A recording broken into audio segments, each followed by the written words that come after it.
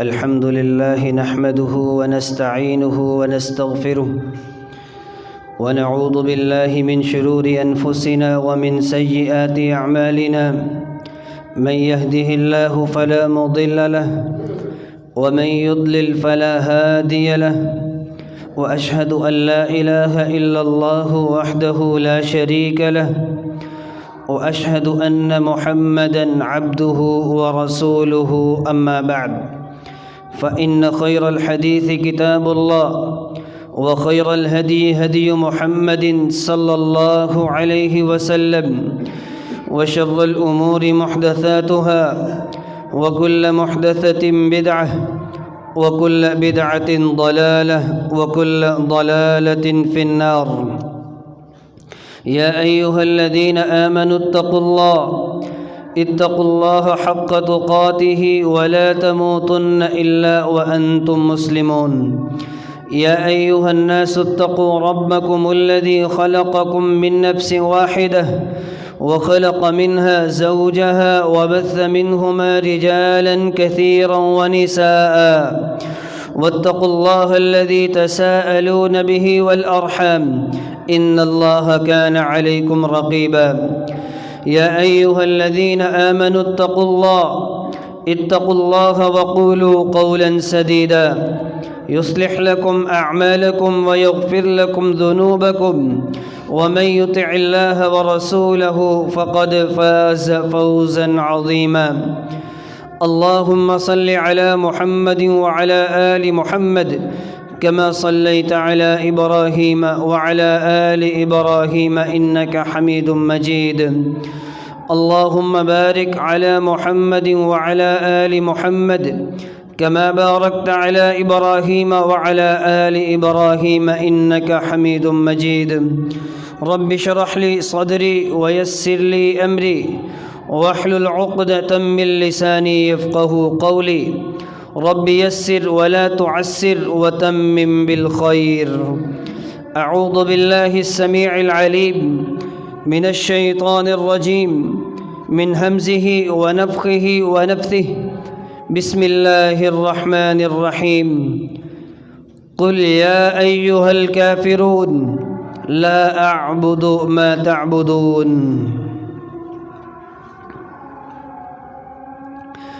ہر قسم کی حمد و ثنا، کبریائی، بڑائی، شہنشائی، یکتائی اللہ وحدہ لا شریک کے لیے، جو مالک ملک، خالق کل ہے. درود و سلام امام الانبیاء جناب محمد الرسول اللہ صلی اللہ علیہ وآلہ وصحبہ وسلم کی مقدس مطہر بابرکت ہستی پر، جنہوں نے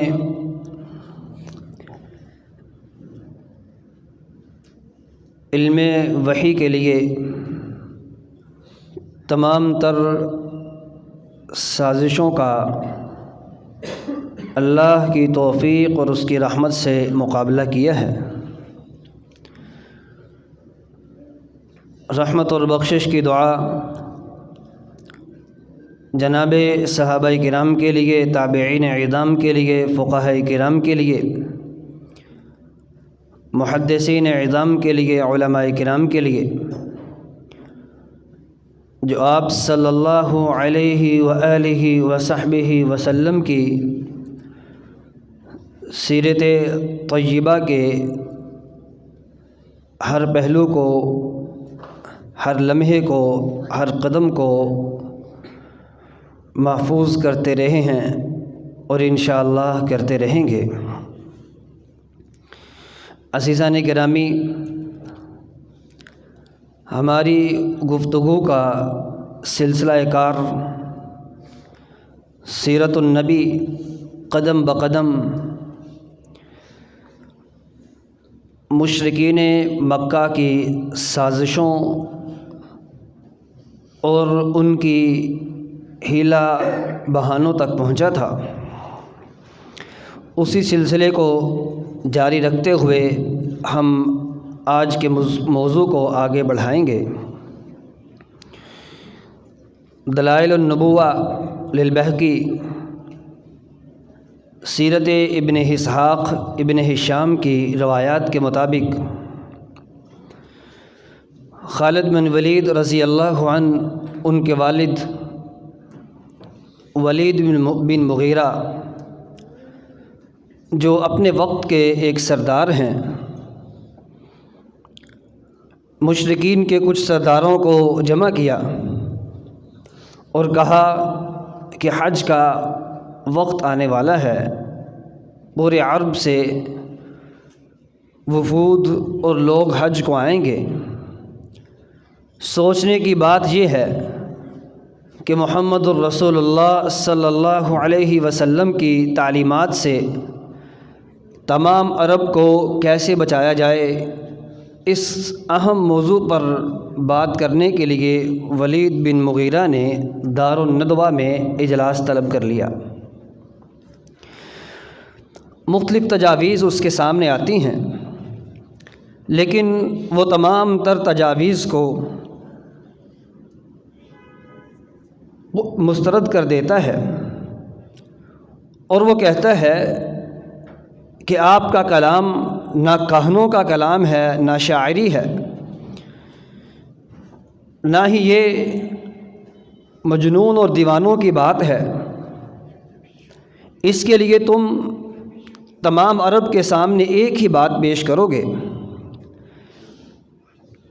کہ محمد صلی اللہ علیہ وسلم جو کلام پیش کر رہے ہیں یہ ایک خاص قسم کا جادو ہے جو بائی بائی کو لڑوا دیتا ہے، ایک دوسرے کو الگ کر دیتا ہے۔ جو آپ کی بات کو مان لے گا وہ اپنے خاندان سے، اپنے قبیلے سے ٹوٹ جائے گا۔ اس بات پر اتفاق ہوا۔ اب وہ سب لوگ پھیلے ہوئے ہیں اور تمام عرب حج کے لیے مکہ مکرمہ کا رخ کر رہے ہیں۔ جب بھی کوئی وفد، جب بھی کوئی گروہ، قبیلہ مکہ مکرمہ میں داخل ہوتا تو یہ لوگ ان کو بٹھاتے، ان کے ساتھ بات چیت کرتے اور رسول اللہ صلی اللہ علیہ وسلم کے دین سے دور کرنے کی بھرپور کوشش کرتے۔ لیکن آپ صلی اللہ علیہ وسلم کی بات ان تک پہنچنے سے پہلے ہی اللہ نے از خود یہ اہتمام کر دیا کہ ان کو تجسس پیدا ہوا، آخر وہ بات ہے کیا؟ جس حوالے سے یہ مشرکین مکہ، یہ قریش مکہ ہمیں ڈرا رہے ہیں، ہمیں بتا رہے ہیں، اس کا تجسس پیدا ہوا۔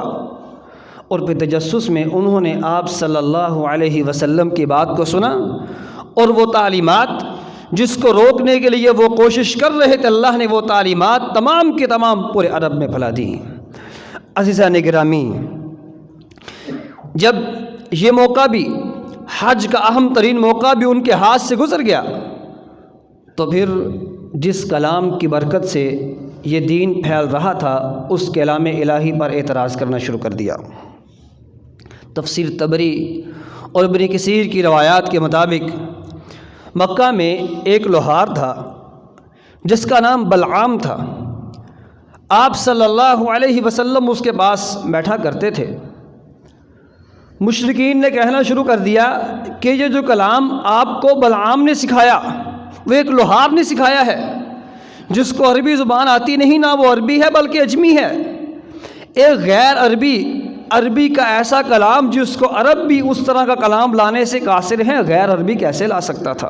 ان کی عقل نے کام نہ کیا اور ایسی عجیب سی بات کہہ ڈالی کہ وہ غیر عربی جو اجمی ہے، جس کو عربی آتی نہیں، وہ ایسا کلام پیش کر رہا ہے جو عربوں کو بھی زیر کر دیا ہے اس کلام نے، عرب بھی اس کے سامنے بے بس ہو چکے ہیں۔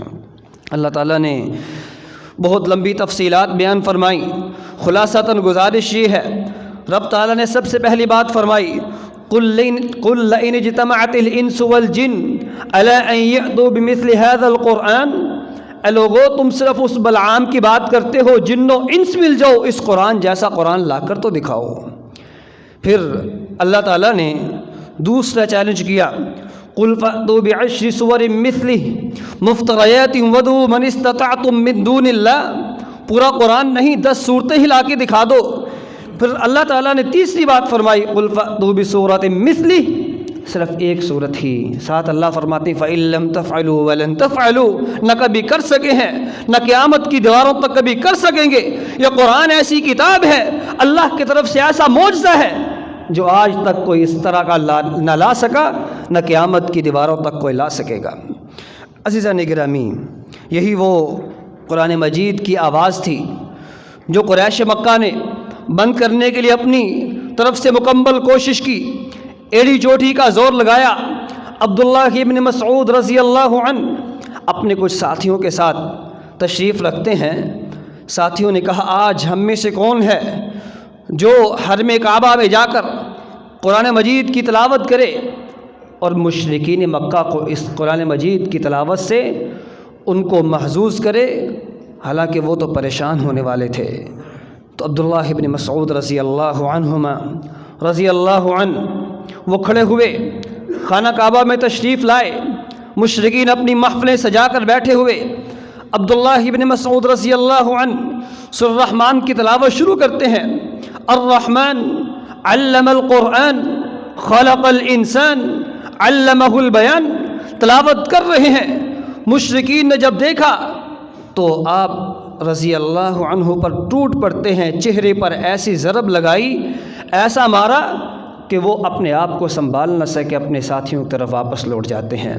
عزیزان گرامی، بات کہنے کی یہ ہے کہ رسول اللہ صلی اللہ علیہ وسلم پر اترنے والا قرآن جو سب سے زیادہ ان کو پریشان کر رہا تھا، لیکن اپنی ذاتی طور پر ان کی حالت یہ تھی، مکے کے بڑے سردار ابو سفیان، ابو جہل، اخنس بن شریق، یہ تینوں بڑے سردار مسلمانوں کے سخت ترین مخالف، اپنے آپ کو مکے کے سردار مسلمانوں کا سب سے بڑا مخالف شو کروانے والے، راتوں کو اٹھ کے آپ صلی اللہ علیہ وسلم کا قرآن سنا کرتے، مخصوص جگہ بنائیں اور وہاں پر آ کر قرآن مجید کی تلاوت کو سن رہے ہیں۔ اور ایک دن کیا ہے کہ ایک جگہ پر تینوں کی ملاقات ہوئی۔ اب وہ تینوں ایک دوسرے سے منہ چھپا رہے ہیں کہ دن میں تو ہم لوگوں کو روکتے ہیں، رات کو خود آ کے سنتے ہیں، وعد وعید کے ساتھ ایک دوسرے سے جدا ہوئے کہ ہم آج کے بعد قرآن نہیں سنیں گے۔ دوسرے دن پھر وہیں قرآن مجید کی محفل میں پہنچتے ہیں، تیسرے دن پھر پہنچتے ہیں۔ اب روزانہ کی بنیاد پہ ایک دوسرے سے ملاقات ہو رہی ہے، ایک دوسرے سے چھپتے بھی ہیں، لیکن اللہ تعالیٰ ان کے ایک دوسرے سے ملاقات بھی کرواتے ہیں۔ عزیزان گرامی، یہ وہ لوگ ہیں قرآن مجید سے دور بھگانے والے، قرآن مجید سے دور کرنے والے اور ایک دوسرے کو روکنے والے، لیکن اللہ کی کلام میں ایسا اثر، ایسی تاثیر ہے جس میں اللہ نے ان کو قریب آنے پر مجبور کر دیا ہے۔ عزیزان گرامی، ہمارے لیے سبق یہ ہے، ایک مسلمان کلام الہی پر ایمان تو لاتا ہے، اس کی تعلیمات کو دل و جان سے قبول تو کرتا ہے، لیکن سمجھنے کی بات یہ ہے کہ قرآن مجید کو ہم سمجھے تو صحیح، ہم اس کی گہرائیوں میں اترے تو صحیح، ہم قرآن مجید کی تعلیمات سے آگاہی حاصل کریں تو صحیح۔ اگر ہم ایسا کریں گے تبھی اس کی تاثیر سے ہم بھی روشناس ہو سکیں گے، ہمیں بھی پتہ چلے گا قرآن ہمیں کیا کہتا ہے، پھر قرآن مجید پڑھنے کا مزہ آئے گا۔ اور یقین کیجئے قرآن مجید پڑھنے کی جو تاثیر ہے، قرآن سننے کا جو مزہ ہے، وہ کسی اور چیز میں واللہ کبھی آ ہی نہیں سکتا۔ آپ صلی اللہ علیہ وسلم کی سیرت ہمیں بھرپور سبق دیتی ہے۔ قرآن اس کا فہم لیجئے، اس کے فہم کو لے کر اس کی تلاوت کر کے پھر قرآن مجید کے فہم کو ذہن میں رکھ کے تلاوت کا مزہ لیجئے، سنیے اور سنائیے، اپنے ایمان کو منور کیجئے۔ اللہ ہمیں اس کی توفیق عنایت فرمائے۔ عزیزان گرامی، یہی وہ قرآن مجید تھا جس کا توڑ کرنے میں مشرکین مکہ اپنا بھرپور زور لگا رہے تھے۔ نضر بن حارث ایک ایسا مشرک تھا جو انتہائی بدبخت مسلمانوں کا سخت مخالف۔ اس نے مکہ والوں کو اکٹھا کیا اور کہا، او مکہ والو، تم ابھی تک اس کا کوئی حل نہ تلاش کر سکے، یہ کہانت بھی نہیں، یہ شاعری بھی نہیں، یہ مجنون اور پاگل پن بھی نہیں ہے، ہم سب اس بات کو تسلیم کرتے ہیں، لیکن اس کا حل نکالو۔ اس حل کو نکالنے کے لیے وہ عیسائیوں کے علاقے حرہ میں چلا گیا۔ وہاں جا کے اس نے یہود اور عیسائی دونوں کی ملی جلی معاشرت کو دیکھا، ان کے رہن سہن کے طریقوں کو دیکھا، وہاں کے بادشاہوں کے قصوں کو سنا، باتوں کو سنا۔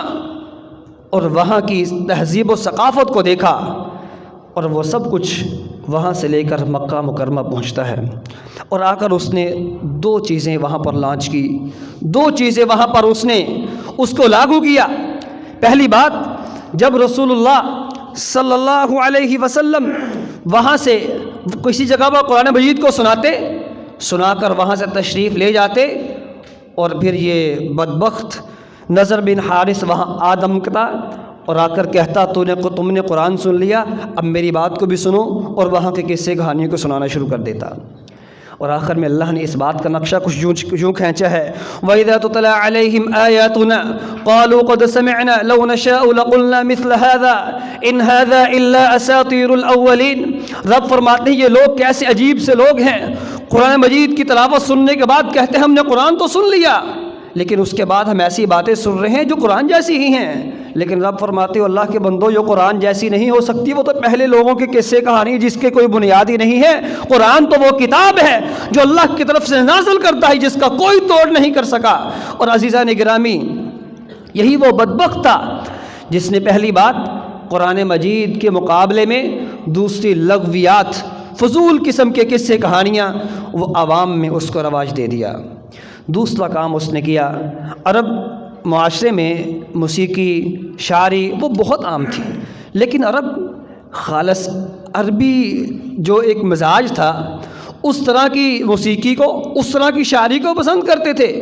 لیکن اس بدبخت نے ایک ایسا طریقہ وہاں پر دیا جس موسیقی میں، جس شاعری میں لہو و لعب اور اس طرح کی بدبختی اور اس طرح کی وہاں پر بے حیائی جس موسیقی میں وہاں پر اس نے لے کے آیا، وہ ایسی تھی جس کے بارے میں رب نے فرمایا وَمِنَ النَّاسِ مَن يَشْتَرِي لَهْوَ الْحَدِيثِ لِيُضِلَّ عَن سَبِيلِ اللَّهِ بِغَيْرِ عِلْمٍ وَيَتَّخِذَهَا هُزُوًا أُولَٰئِكَ لَهُمْ عَذَابٌ مُّهِينٌ۔ کچھ لوگ ایسے ہیں جو اپنے پیسوں سے پیسے لگا کر لہو و لعب کو، موسیقی کے آلات کو اور اس طرح کی بے حیائی کو خریدتے ہیں، اپنا پیسہ خرچ کرتے ہیں، اپنی صلاحیتوں کو، اپنے وقت کو خرچ کرتے ہیں صرف اس لیے کہ وہ موسیقی کے آلات کو لے سکیں، بے حیائی کو فروغ دے سکیں۔ اولئک لہم عذاب مہین، ان کے لیے اللہ فرماتے ہیں ایسا عذاب ہے جو بڑا تکلیف دہ ہے، ایسا عذاب جو پریشان کن عذاب ہے۔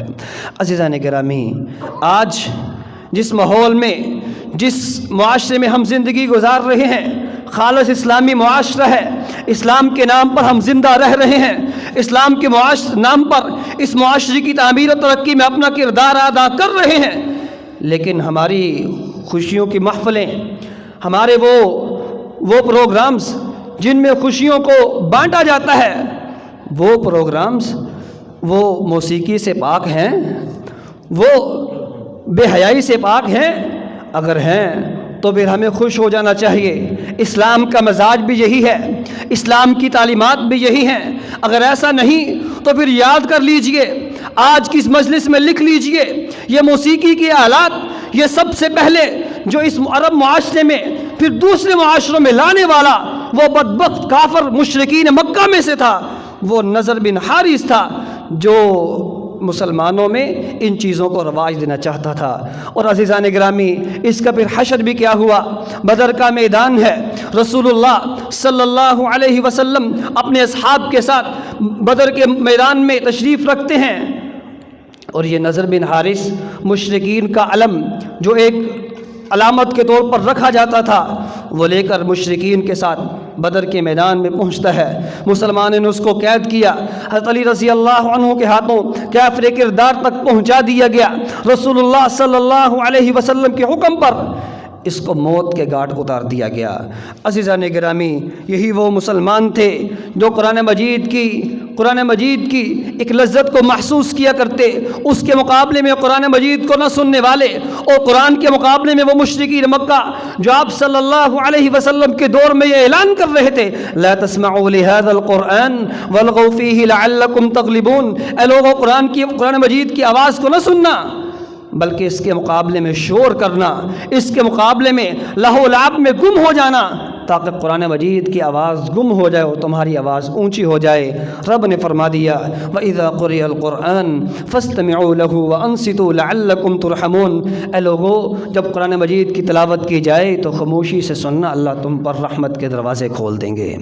عزیزان گرامی، اور وہی وہ دور تھا جب مشرکین مکہ رسول اللہ صلی اللہ علیہ وسلم پر اعتراض کر رہے تھے۔ ولید بن مغیرہ اپنے دور میں، اس وقت میں جب آپ صلی اللہ علیہ وسلم کی نبوت کا ستارہ چمک رہا تھا، اپنے ساتھیوں میں کے درمیان میں بیٹھا ہے اور یہ حسرت کر رہا ہے کہ یہ نبوت کا تاج مجھ پر سجنا چاہیے تھا، یا وہ ابو مسعود ثقفی جو طائف کا امیر ہے، سردار، اس پر آنا چاہیے تھا۔ سبب کیا ہے؟ میں بھی سردار، ابو مسعود ثقفی وہ بھی سردار، یہ تو نبوت بہت بڑی چیز ہے، اس کو تو کسی سردار پر آنا چاہیے تھا۔ یہ کیا ہے؟ کسی سردار پر تو یہ آیا ہی نہیں۔ اللہ تعالیٰ فرماتے ہیں، او اللہ کے بندو، وَقَالُوا لَوْلَا نُزِّلَ هَذَا الْقُرْآنُ عَلَىٰ رَجُلٍ مِّنَ الْقَرْيَتَيْنِ عَظِيمٍ۔ یہ لوگ کیسی عجیب سی خواہش کر رہے ہیں کہ یہ دو بستیوں کے عظیم لوگوں پر قرآن اترنا چاہیے تھا، سرداروں کے حصے میں آنا چاہیے تھا، لیکن یہ علم وحی اللہ کی دین ہے، اللہ کی تقسیم ہے۔ جس کو رب چاہے وہ علم وحی سے روشناس کروا دیتے ہیں، جس کو رب چاہے وہ اللہ کی توفیق سے اللہ اس کو نبوت کا تاج پہنا دیتے ہیں۔ یہ کسی کا ذاتی معاملہ نہیں، یہ اللہ کی تقسیم ہے، جس کے نصیب میں اللہ کر دے اس کے نصیب کے کیا کہنے ہیں۔ عزیزان گرامی، آج کے اس دور میں بھی العلماء ورثۃ الانبیاء، اللہ نے ایسے علماء کو پیدا فرمایا جو انبیاء کی وراثت کو لوگوں میں تقسیم کر رہے ہیں، اس پر عمل کر رہے ہیں، اور وہ علماء وہ اللہ کی دین ہے، اللہ کی طرف سے ہم پر بہت بڑا احسان اور انعام ہے۔ اللہ یقین کیجئے، واللہ العظیم، یہ علماء ہمارے لیے اثاثہ سے کم نہیں ہیں، ان کی ہمیں قدر کرنی چاہیے، علماء کا احترام کرنا چاہیے، اور ان کی زندگیوں سے ہمیں ایسے واقعات، ایسی باتیں جو ہم سب کے لیے، سب سے پہلے ہم سب کے لیے، میرے لیے ہمیں وہ فائدہ مند ہیں، ہمیں ان کو لینا چاہیے۔ عزیزان گرامی، جب یہ سب کچھ وہ کر چکے، آپ صلی اللہ علیہ وسلم کے خلاف سازشیں کر چکے، آپ کو منا چکے، قرآن مجید پر اعتراض کر چکے، تو آخر میں انہوں نے پھر سوچا آپ کو پیشکش کر کے دیکھ لیں، شاید آپ مان جائیں۔ تو آپ صلی اللہ علیہ وسلم کو پیشکش کی کہ اے محمد صلی اللہ علیہ وسلم، ہم ایسا کرتے ہیں کہ 1 سال کے لیے آپ ہمارے معبودان کی پوجا کریں، اور 1 سال کے لیے ہم آپ کے معبود کی پوجا کرتے ہیں۔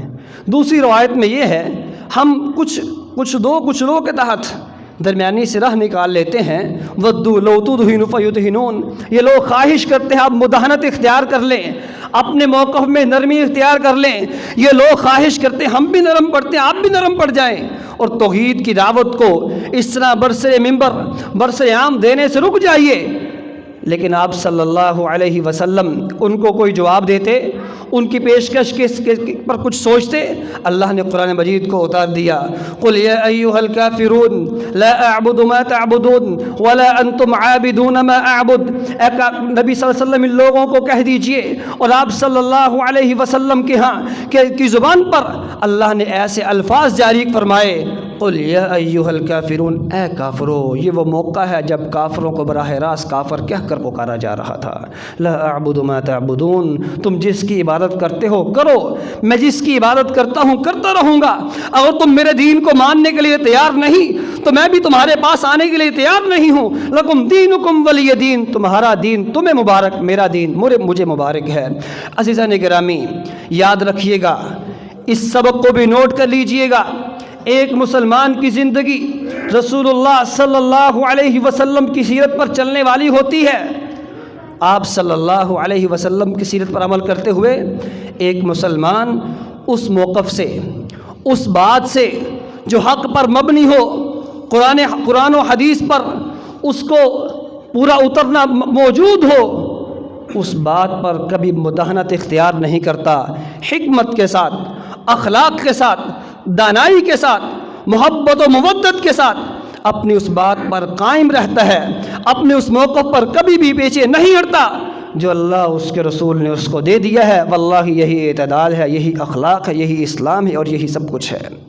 عزیزان گرامی، اس کے بعد نبی صلی اللہ علیہ وسلم کو مشرکین نے ایک نیا پلان ترتیب دیا جو ان کے ہاں سب سے بڑا پلان تھا، اور وہ ایک اجتماعی پلان تھا۔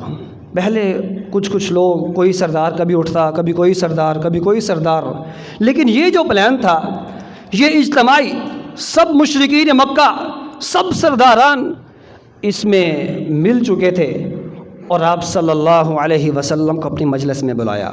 آپ صلی اللہ علیہ وسلم اس خوشی کے ساتھ کہ آج قریش مکہ میری کچھ بات کو سنیں گے، لیکن قریش مکہ نے آپ صلی اللہ علیہ وسلم کو بلاتے ہی کہا، یا محمد صلی اللہ علیہ وسلم، آپ ہمارے پاس آئے ہیں، ہمارے درمیان ہی بڑے ہوئے ہیں، لیکن حالت یہ ہے کہ جو بات آپ ہمارے درمیان لے کے آئے ہیں یہ ایک ایسی بات ہے، ایسی پریشان کن صورتحال ہے، اس طرح کی کوئی بھی بات، کوئی بھی کام اپنے قبیلے کے لیے کوئی کر ہی نہیں سکتا۔ وہ کہا، ہوا کیا، میں نے کیا کیا؟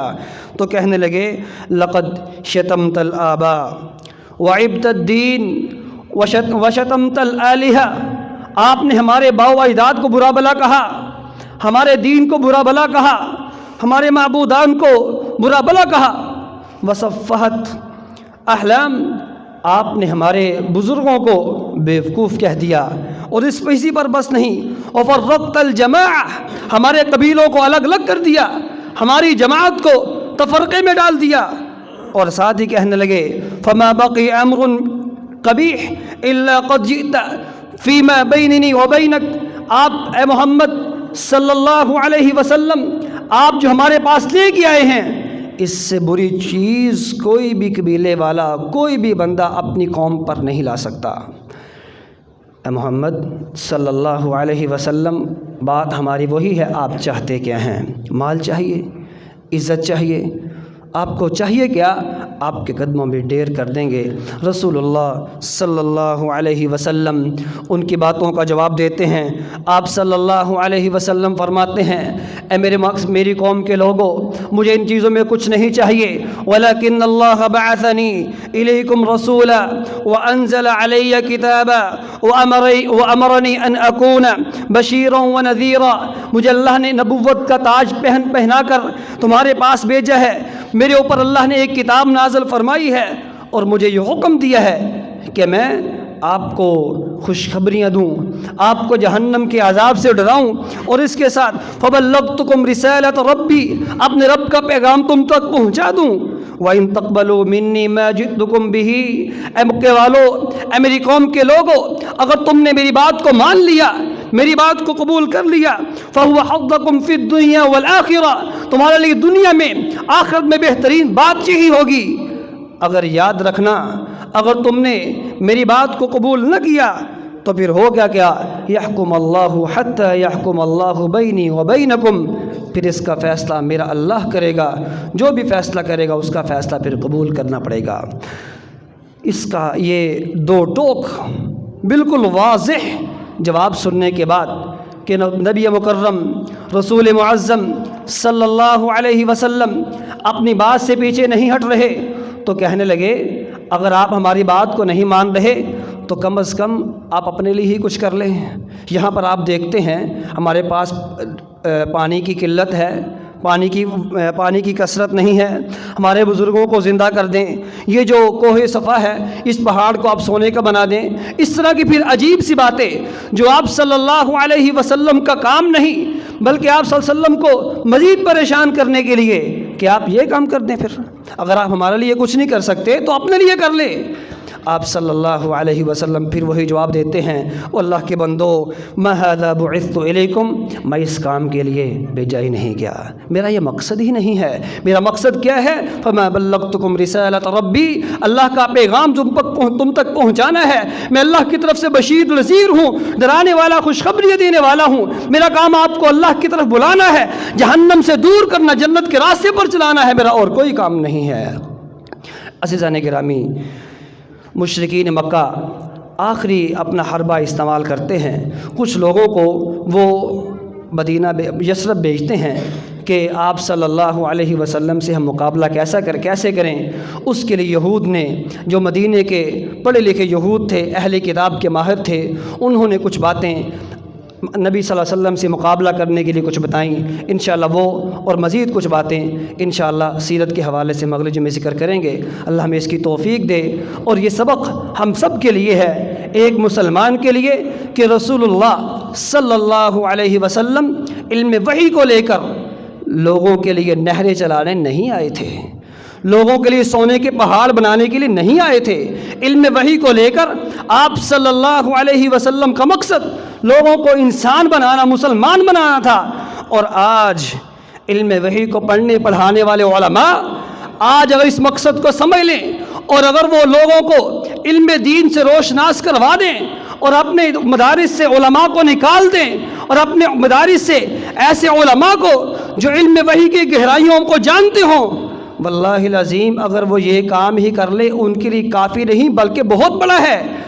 چاہے جائے کہ ان سے دوسرے فنون، دوسرے معاملات میں ان سے یہ مطالبہ کیا جائے، آپ نے فلاں مہارت کیوں نہیں لی، آپ نے فلاں کام کیوں نہیں کیا، آپ نے یہ کیوں نہیں کیا۔ اللہ کے بندو، یہ معاشرے کی کیسی عجیب سی تقسیم ہے۔ علم وحی کو پڑھنے والے، وہ سمندروں میں گوتے لگانے والے، اس کی مہارتوں کو اور اس کی گہرائیوں میں جانے والے، اگر انہی کام کو صحیح کر لیں تو یہی کافی۔